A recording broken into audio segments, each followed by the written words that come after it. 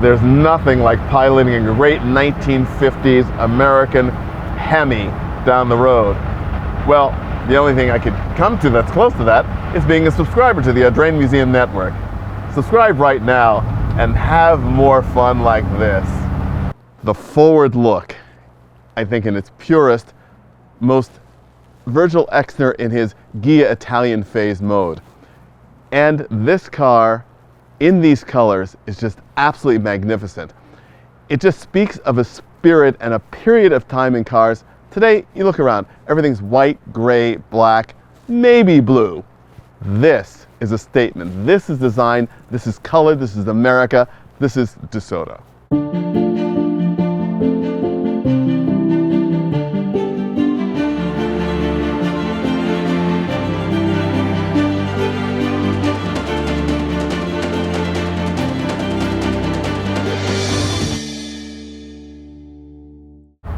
One of the things that I particularly love is the ability to put myself into a different time, a different age, by getting behind the wheel of a different car. And this car I'm driving right now is very specific to its time and place. This is the 1956 DeSoto Fireflite, and it is an example of confident American luxury and high performance in a very specific time in the mid-1950s. The DeSoto brand was positioned just above Dodge and just below Chrysler in the brand hierarchy, but it's really difficult to understand from today's perspective how this car was perceived as being less luxurious than a Chrysler.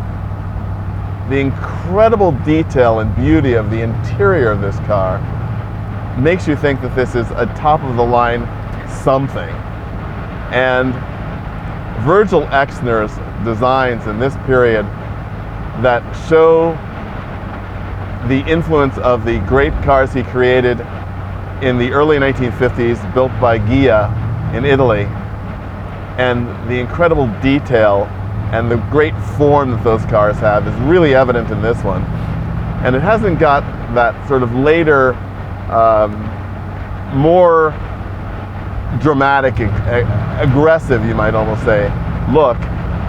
It's really sort of quietly elegant, as quiet as you can call a car this big with this much chrome in two-toned iridescent plum and iridescent lavender.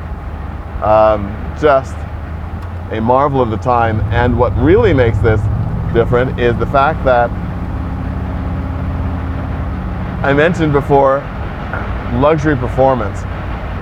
This car is equipped with a 330 cubic inch, 255 horsepower engine with dual 4-barrel carburetors. And of course, it's a Hemi. 1956 is also the year, the only year, that a DeSoto was the Indianapolis 500 pace car. So they wanted everybody to know that DeSoto meant performance.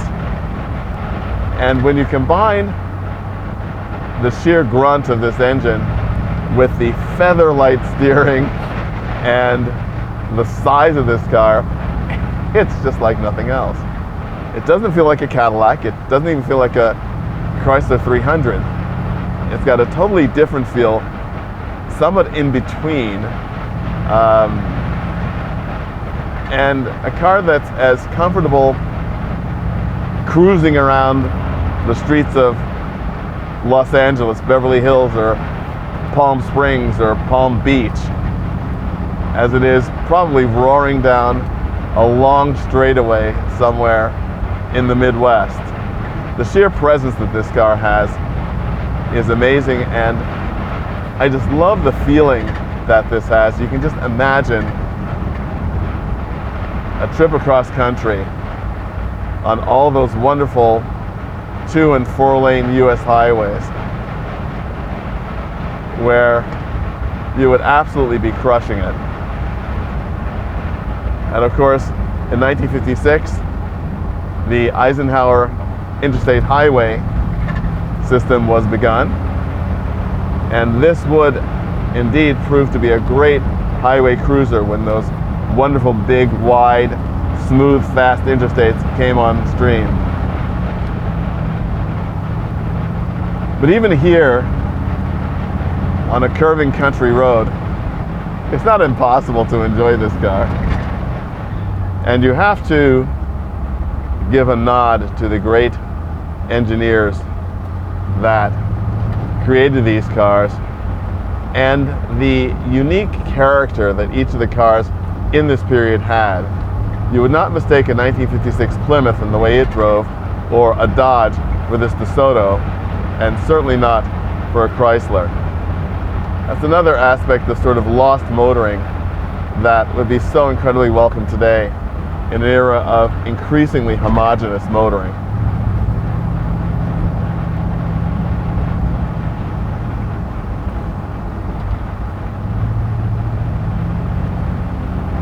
One of the things that is so interesting about this car, the various control inputs are very different. The accelerator pedal is very stiff, and you really have to push to get the power you want to get, but it's there right below your right foot. This immense brake pedal, designed, I guess, in part because in an emergency stop you could actually put both feet on the pedal to bring the car to a halt, but it just looks absolutely immense. And of course the push button TorqueFlite gearbox, an absolute signal of the 1950s Chrysler product, and a self-winding clock in the middle of the steering wheel, I think is an amazing touch. Absolutely amazing touch. You know, certainly equal to the great Maserati clock, dashboard clock of the 1970s and 80s, the Porsche chronograph of today. It's an absolutely beautiful timepiece, and it's actually just slightly too big to wear as a wristwatch, but it'd be sort of a neat thing. The DeSoto Fireflite, an absolute icon of 1950s forward-look motoring.